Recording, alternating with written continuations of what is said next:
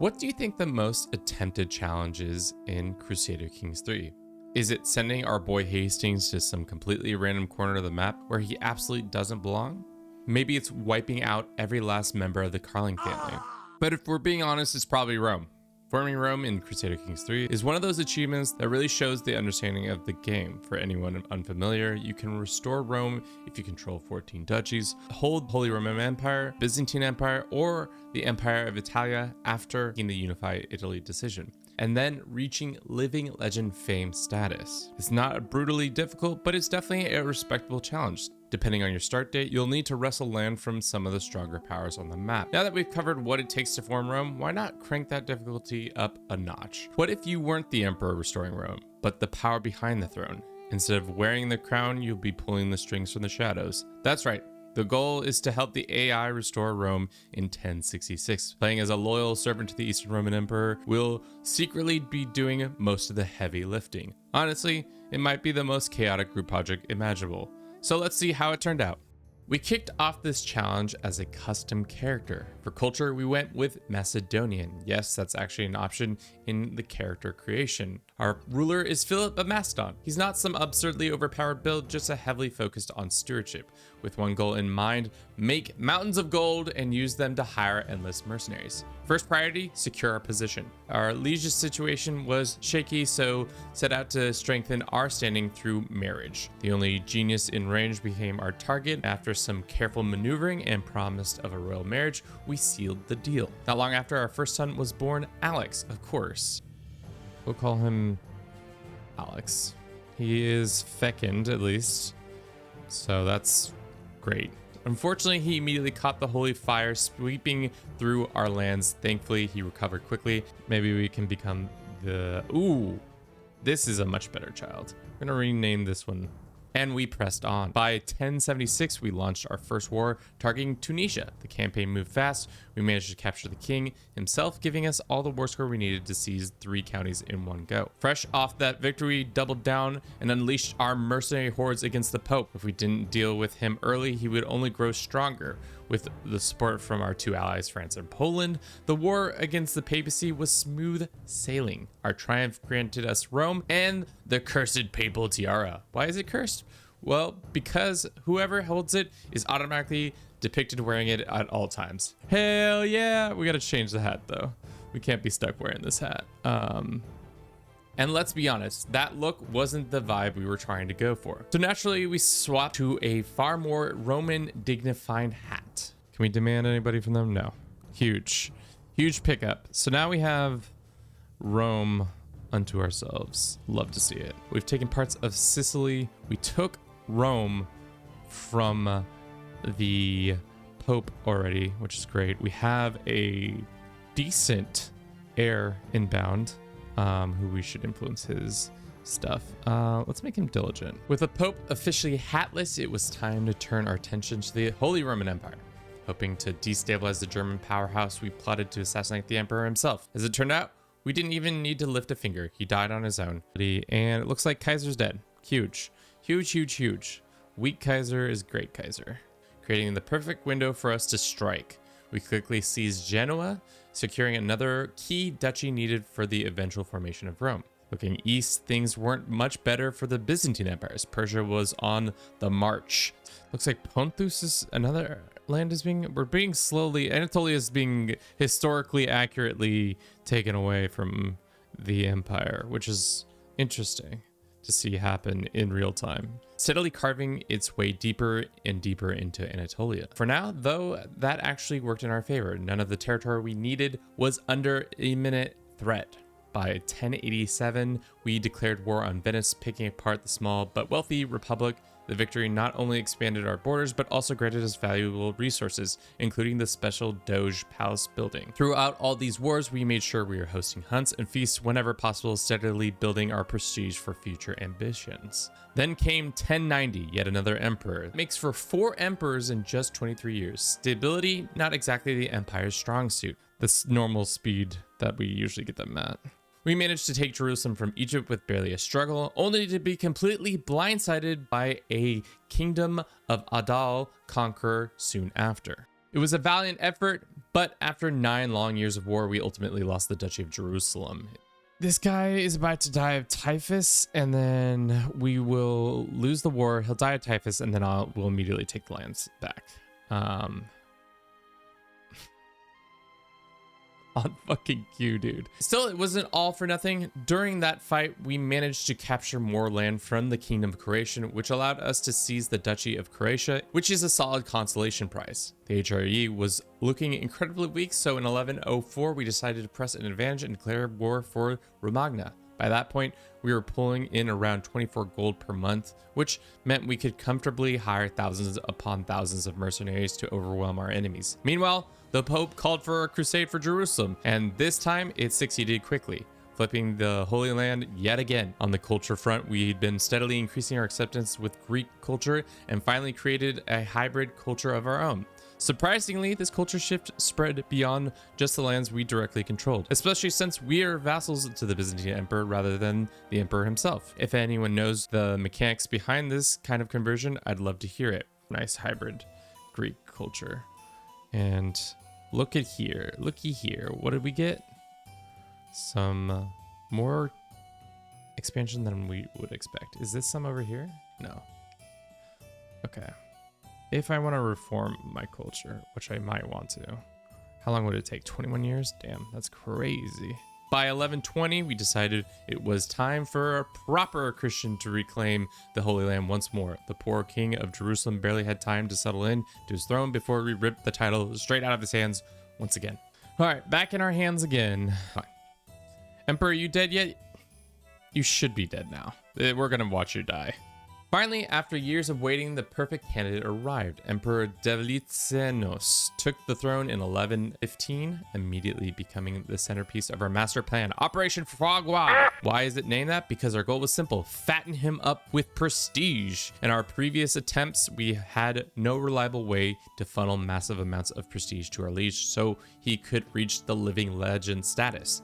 Then it hit me. You can coerce people into joining schemes using prestige. And if you're their friend, they'll join no matter what. So the plan was born. Befriend the emperor, then repeatedly invite and uninvite him, and then re-invite him to schemes to slowly force feed him prestige every single time. Hence, foie gras. Unfortunately, we only had a few thousand prestige banked at first, which was enough to push him to illustrious, but not quite high enough. So began several more years of relentless prestige grinding, hunts, feasts, grand weddings, all of those things. Anything that gave even a scrap of prestige. At this point, I may have started losing my sanity just a little. This is my man who's overfeeding his emperor prestige voice for some reason. Yum yum, Mr. Emperor. Would you like more prestige? We love the prestige for my emperor. Oh, Emperor, don't be like that. You've got barely touched any of your prestige that I fed you. Eventually, we managed to get him to the rank just one step below what we needed. So it was time to return to the prestige salt mines, meaning grinding weddings of every family member we could marry off, making sure the emperor attended so he could double dip on the prestige gains and continue force feeding our soon-to-be legendary ruler. We can do it this hour. 5 hours? That's easy. That's easy peasy. Hopefully we can do it. How old are we? 92 and infirmed. By 1127, we were completely blindsided when the AI took the decision to mend the schism. The great mending of the schism? Oh my god. The AI can click decisions. For those unfamiliar, that's the decision that makes any Christian faith become the one true Christian faith, forcing all other Christians to convert or be treated as a heretic. Almost all of Europe flipped overnight, with only the Kingdom of Hungary stubbornly remaining as the last major Catholic holdout. Insular is no longer ecumenical. All the ones that are Coptic, all those Coptic lands in the south, did they convert? Oh my god, this is what a day to be Orthodox. Sadly, our boy Philip didn't live to see the challenge complete. At the remarkable age of 100, he finally succumbed to the cancers, passing the torch to his grandson, Glaucus, who now carried the mission of pushing the Eastern Roman Empire towards reforging the Roman Empire as a whole. Then, in 1135, something truly bizarre happened. The Catholics called a crusade for Jerusalem against the Orthodox faith. That alone was surprising, considered how few Catholics were left. But it got even stranger. The Crusades splintered, with part of it backing some random woman's claim to the Byzantine throne. In all my time playing, I've never seen two major crusades declared against the same empire at the same time. God damn it. That's tough. Okay, well, naturally we dove headfirst to defend the empire. We targeted the Pope's land first, hoping to end the crusade quickly. After defeating his forces, we somehow disrupted the rally point, which turned into a perfect farming opportunity. Assistance. It looks like the AI is going to just portal all their troops into here, and we're just going to get victory after victory because the AI is too dumb to realize that this loading spot has us on it. Like moths to a flame, Crusader armies kept arriving piecemeal, and we crushed them one by one, stacking war score and prestige with every battle. Yes, still exalted among men, but a bunch of prestige because we single-handedly helped do that. And then he gets all the prestige that we just got. Can we offer to join this war now? No. With us single-handedly halting the Papal Crusade, the Empire was free to focus on the splintered faction. By 1138, both threats had completely been crushed. And finally, the AI had accumulated enough prestige to press the button. He's a legend. He's a legendary figure. Okay. Unless I'm mistaken, he's got the living legend, so he could at any point click the button. He could click the button. However, because the AI ruler is a conqueror, he seems completely unwilling to take the decision and instead is still tangled in a war with Hungary. Being the prudent man that I am, I decide it's time to start eyeing the next emperor and prepare for a smooth transfer of power. No sooner does the war with Hungary end than he jumps straight into another war with Serbia. He'll take the decision, right? No, he's immediately at war with Serbia. Why are you at war? Stop! Just take the fucking decision! At this point, it honestly feels like the AI is just messing with me. By August 1143, a new emperor takes the throne, Comitius. Is it a sign? Will he finally press the button his father refused to? We step in to help Comitius wrap up the lingering wars his father left behind. Unfortunately, he is also a conqueror, which has me worried he will immediately start expanding again. So, to keep him from declaring more wars, we constantly invite him to weddings and feasts, anything to keep him occupied. At the same time, we're launching Operation Framboise against him. This time, we started with about 15,000 prestige, so hitting living legend should be no problem. We have so much prestige to be feeding this boy. What are you feeding this boy? Prestige. I'm gonna fucking Framboise this kid. But by 1145, the AI is clearly trying to drive me insane, declaring not one, not two, but 3 wars at the exact same time. I'm going to develop an ulcer after this run. He started a war against 3 people at once. Just start 1 war. You don't need to do 3 wars at once. Nobody's trying to count how many wars can the emperor do at once. Still, as the ever loyal servant of the crown, we dutifully support him in all 3 conflicts. Thankfully, we managed to wrap them all up 2 years later. After securing 3 victories, the emperor decides to celebrate his martial prowess by hosting a grand charioteering race. He needs to have a nice charioteering event, and then he says, "Let's then become Roman emperor." Right? That's what he's doing, right? Chat, come on, please, fucking, I need this. I need him to just take the decision. Just take the decision. It's chill. Everything's good. Yeah. Yes! He did it! He absolutely did it!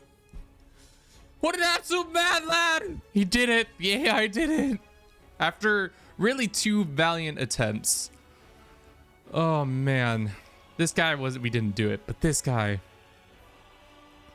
Oh, my God. So it is possible. It is possible for the AI to do it. You just have to cram it a shit ton of prestige down their throat, do 80% of the legwork for them, and then they'll deign to take the decision while at a charioteering event, which, wahoo, amazing, absolutely crazy, like insane. Can we start an independence faction? But yeah, I think that's where we'll leave this run today. Hope you all enjoyed this little jaunt into madness. This was our 3rd attempt at it. The first one was pretty bad. The second one also pretty bad, but we did this one off stream because I had a feeling that we could finally do it with no distractions from people constantly saying why are you not playing a Game of Thrones mod? But yeah, that's all I have for you today. Thank you so very much for watching this. I hope you enjoyed it. Maybe we'll continue this run in the future. Have a good rest of your day. Ciao.